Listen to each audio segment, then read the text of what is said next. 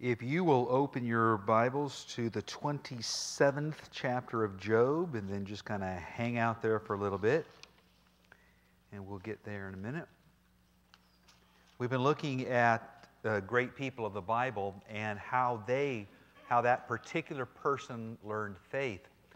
Abraham learned about faith and learned about God by God requiring him to follow Him every single day, to wait, to trust God, to keep God's promises in mind, to deal with disappointment, to avoid the temptation of taking the reins away from God and trying to have his own way or his wife's own way. And Abraham and Sarah, they learned to trust God and have faith in Him. Their son was finally born. Now with Job, Job is an altogether different way of learning about God and learning to have faith. And that is learning to have faith in God through adversity. And what we have seen since we began, really, I mean, at the first two chapters, Job was so admirable. I mean, we want to be just like Job, the way that he was described after terrible tragedies that happened to him. And yet, as you go for 40 chapters or so, what we see in Job's life is that little by little, he failed to see God. He failed to let his faith continue him down the road and wait for God and trust God. And he struggled mightily. But all is not and was not lost. Eventually, he found his answers. And that's what we're going to see tonight. Tonight, as we conclude this study about how Job learned to have faith and learned about God through adversity, we're going to see that he learned about God and learned that God really wasn't the God he thought He was. But he certainly found out in the end. Now, what did we learn about Job? Let's kind of do a little summary of the places that we've gone in this study. We learned in the very beginning that Job was considered a blameless man who feared God. He was described as the greatest man in the East. God said about him and said it to Satan, "There's nobody else like this man. Nobody else like him." Now that's pretty big props from the one who would know. For God to say there is no one else like him. That's an amazing thing. That says something about this blameless man who feared God. We also know that Job possessed great wealth. God blessed him mightily with things, with animals, with land, with the physical blessings of a man of God in those days. But we also saw that he was also rich in personal integrity. He was a man of integrity. He would not curse God and die, as his wife said he should after he lost everything. Job, we also know, was as good a father as you can be under circumstances that he lived under. He was concerned about his children. I believe he loved his children. He was concerned enough about them and loved them enough that when after his children went through their party years, he sacrificed for them. Because apparently they weren't sacrificing for themselves. I think we can make that assumption. And so he showed that he was concerned about their souls. And good parents are concerned for the souls of their children. You know, one of the interesting things about this, we never went into it, but I'll just allude to it now or just do it in passing. In Ezekiel chapter 14, Job, it's one of the few times that Job is mentioned in other places in the Bible. In Ezekiel chapter 14, the text tells us that God talking, that the righteousness of Job and also Daniel and also Noah, great men of faith, and that's why they're held up in Ezekiel 14, we find there that even these righteous people aren't so righteous that they can save sinful people, The people themselves have to be righteous in their lives. And really, what I take from that is we are not saved by the righteousness of any other person. We have to live the life of faith. Israel, Jerusalem, needed to be the people of faith. And I think that's one of the reasons he and Noah and Daniel were brought up.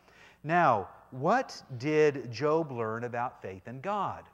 What have we seen? We have seen him learn about God and learn to have faith and struggle to have faith in a relationship with God through suffering at the hands of Satan. Satan was the one hurting him. Satan was the one making this happen. Now, God gave leave. God actually pointed out the righteous son that he had in Job, and Satan was given permission to test him. And of course, Satan took the offer and severely tested Job. By God, one of the things that we learned about how Job learned faith in God, one of the things that God did for him to help him through this, God allowed him time to be miserable. Meaning God could have stopped it. God could have stopped Satan. God could have not let it happen in the first place. God could have answered the prayers and the questions that Job went through very early on. But God did not. Now that either makes God cruel or it makes God have something, trying to do something for this man in building up his faith. God allowed him time to be miserable while he and his really worthless three friends debated Job's sinfulness and debated back and forth the merits of God actually punishing Job for some sin that Job does not want to admit or confess to. Job's suffering resulted, though, in something. Job's suffering in the end resulting in greater insight into himself, greater insight into the beliefs of the day. The suffering that he went through later gave him appreciation of God as the Creator. Now I want you to notice later on is when this started to make sense. That's going to be our lesson for tonight. You see, Job only thought he knew God before. The God that he knew at the beginning of this was not the God that he found out about at the end of everything. Now, God didn't change. Who changed? Who grew? Who learned? Yeah, it was Job. And so a totally different view of God. And I think that's important to Job and his friends and to most people during that day, even to the time of Jesus as we studied it. Remember that God was known as the Creator, and people believed that. And they also believed that He was the source of blessings. Yeah, when you're blessed, you have, God is the one that gives those blessings. But they also believed that God is also the one who would punish you and hurt you and take everything away from you if you offended Him. They believed that too. Those are the things that God was going to set straight. Those are the things that God was going to make clear in Job's minds and in the lives of the people surrounding Job during his issues. So, with all that being said, I think it's pretty clear that Job did not know God as much as he thought he did. Have you ever been there? Where you start to learn more about God than, man, I never knew that about God. I'm not talking about, biblical discoveries when you read the Bible, things like that. But haven't you ever felt that God is greater than you ever experienced, or God is more forgiving than you ever thought, or God is more in tune with your needs as you live life and you see God at work in your life? You start to see a whole different side of God. And that's what we find with Job. Now for Job, then, to finally understand what is going on at this point in the narrative, nearer the end, he needed to hear from 2 more people. He's already heard his 3 friends. We can say that they were more than likely contemporaries of his. He has heard from those 3 friends, and he did not like what he heard from them. But to get him over the top, he needs to listen to 2 more, give him something that he needs to hear, hard stuff, things that he needs to listen to. So, let's begin in chapter 27. And before we get to those other 2, we're going to see Job's final argument. His final argument to Bildad Zophar to Eliphaz regarding his innocence that he maintains and regarding the vengeance of God whom he accuses of actually hurting him and causing all these problems. Chapter 27, verses 1 through 6. And Job continued his discourse. As surely as God lives, who has denied to me justice, the Almighty, who has made me taste bitterness of soul, as long as I have life within me, the breath of God in my nostrils, my lips will not speak wickedness, and my tongue will utter no deceit. I will never admit you are in the right till I die. I will not deny my integrity. I will maintain my righteousness and never let go of it. My conscience will not reproach me as long as I live. That man's heels are dug in. And he is maintaining. He is adamant. He knows the truth about himself. He knows what he's done, and he knows what he hasn't done. And after all those theological, biblical arguments that they were having all that time, Job here at the end of all this, his last argument, I know about myself. He will not, as long as he lives, he will not admit that he has sinned. He will maintain that he is righteous, and he will maintain that he is full of integrity. And so he really is set in that. Now look at chapter 27, verse 11. Chapter 27, verse 11. This is what the text says here. I will teach you about the power of God, the ways of the Almighty I will not conceal. You have all seen this yourselves. Why then this meaningless talk? Here is the fate God allots to the wicked, the heritage a ruthless man receives from the Almighty. However many his children, their fate is the sword. His offspring will never have enough to eat.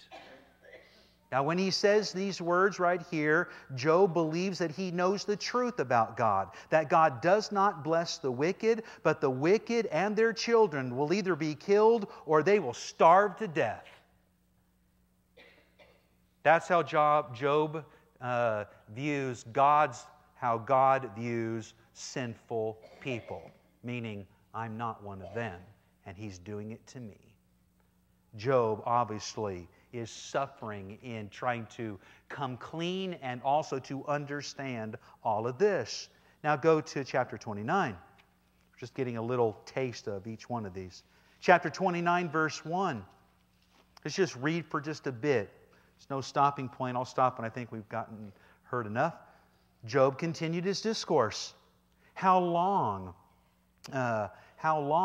for the months gone by? How I long for the months gone by, for the days when God watched over me, when His lamp shone upon my head, and by His light I walked through darkness. Oh, for the days when I was in my prime, when God's intimate friendship blessed my house, when the Almighty was still with me, and my children were around me, when my path was drenched with cream, and the rock poured out for me streams of olive oil, when I went to the gate of the city and took my seat in the public square. The young men saw me and stepped aside. The old men rose to their feet. The chief men refrained from speaking and covered their mouths with their hands.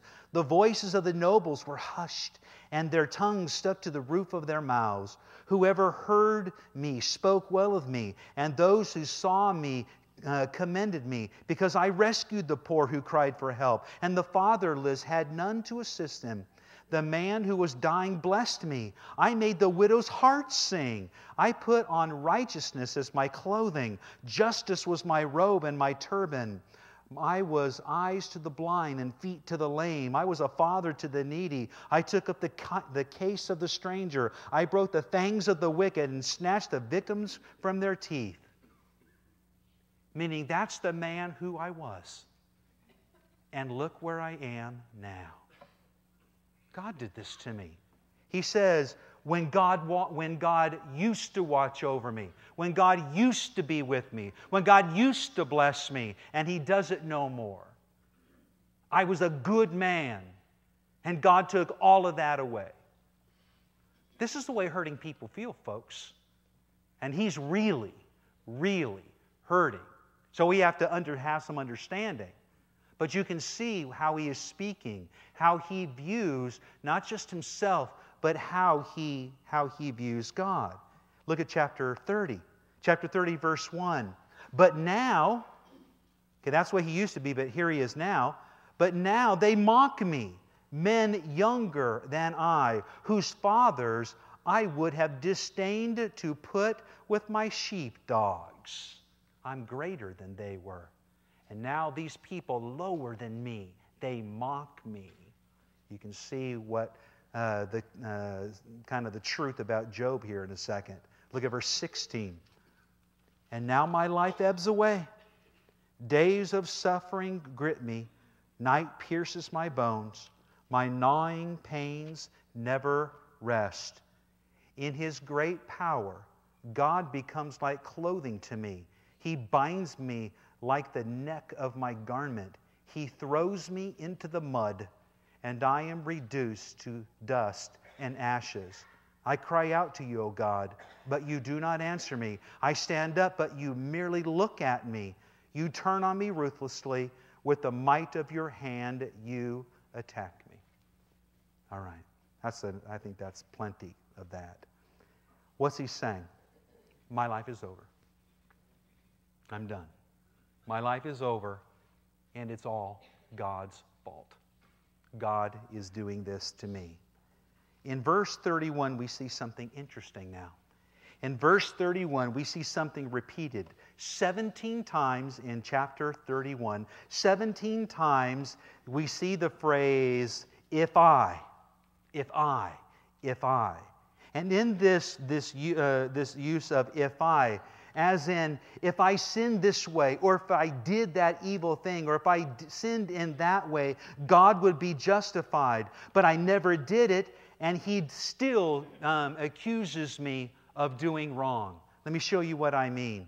Verse 5, if I have walked in falsehood, or my foot has hurried after deceit, let God weigh me in honest scales, and He will know that I am blameless. If my steps have turned from the path, if my heart has been led by my eyes, or if my hands have been defiled, then may others eat what I have sown, and may my crops be uprooted. If my heart has been enticed by a woman, or if I have lurked at my neighbor's door, then may my wife grind another man's grain, and may other men sleep with her, for that would have been shameful sin to be judged. Verse 13, if I have denied justice to my men servants and maidservants when they had a grievance against me, what will I do when God confronts me? Verse 16, if I have denied the desires of the poor or let the eyes of the widow grow weary, if I have kept my bread to myself, not sharing it with the fatherless. Verse 19, if I've seen anyone perishing for lack of clothing or a needy man without a garment. Verse 21, if I have raised my hand against the fatherless, knowing that I had influence in court. Verse 24, if I have put my trust in gold or said to pure gold, you are my security. 25, if I have rejoiced over my great wealth. Verse 26, if I have regarded the sun in its radiance or the moon moving in its splendor. If I have rejoiced at my enemy's misfortune or gloated over the trouble that came to him. Verse 33, if I have concealed my sin as men do by hiding the guilt in my heart. On and on.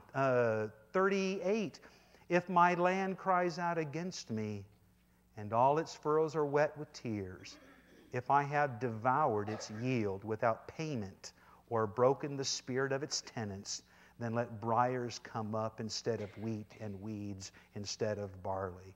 In other words, if I had done all that stuff, if that was who I am, I deserve it all. Again, what do you see? You see a man who is greatly struggling. Now, he is ready to hear two more voices. And he needs to see two more voices, or hear from two more voices. We're going to be in chapter 32 now. Now we hear from a young man.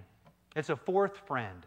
Apparently someone that sat there and witnessed all this and heard all this, but never said a word. Just sat there and just took it all in. This is the first time we hear of Elihu. The first time. We don't hear that he is there in any of the other passages. Let's just let the text kind of set up the scene. Chapter 32, verse 1. So these three men stopped answering Job, because he was righteous in his own eyes. You got me there?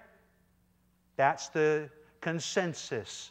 Job is righteous in his own eyes. But Elihu, the son of Barachel, the Buzite, of the family of Ram, became very angry with Job for justifying himself rather than God.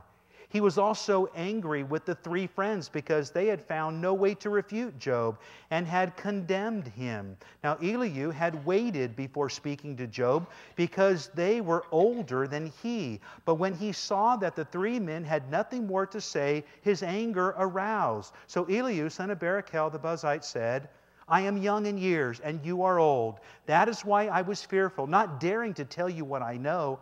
I thought age should speak, advanced years should teach wisdom. But it is the Spirit in a man, the breath of the Almighty, that gives him understanding.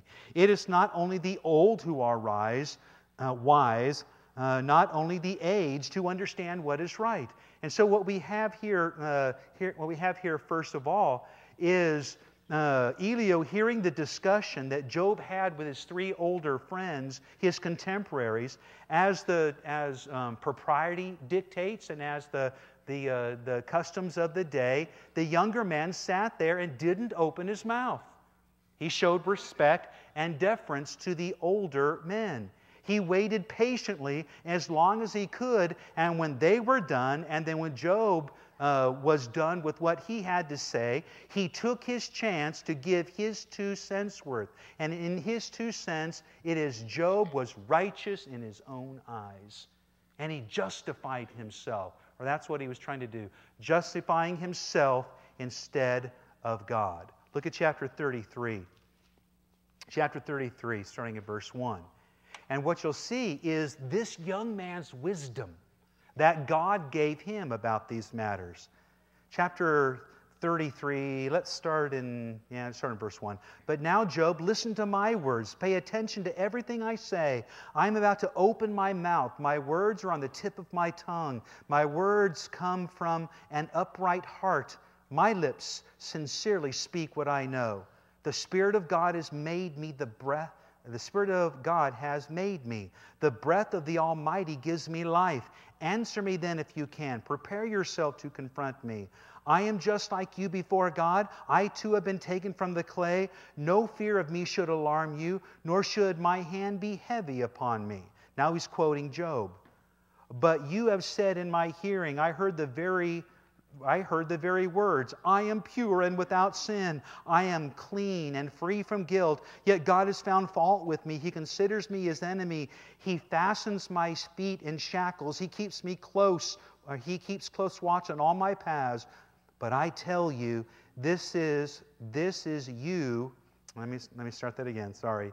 But I tell you, in this you are not right, for God is greater than man.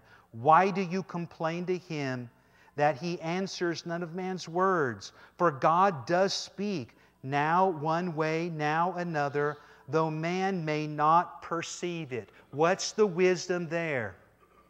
Elio gets it. We don't understand God. You don't understand Him. I don't understand Him either.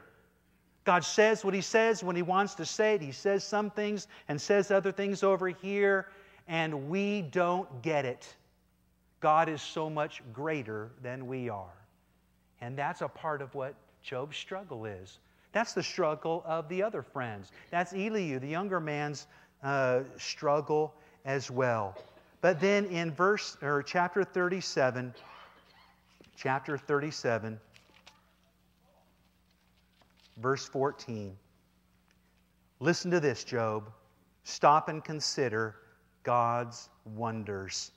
Do you know how God controls the clouds and makes His lightning flash? Do you know how the clouds hang poised, those wonders of Him who is perfect in knowledge? Stop and think.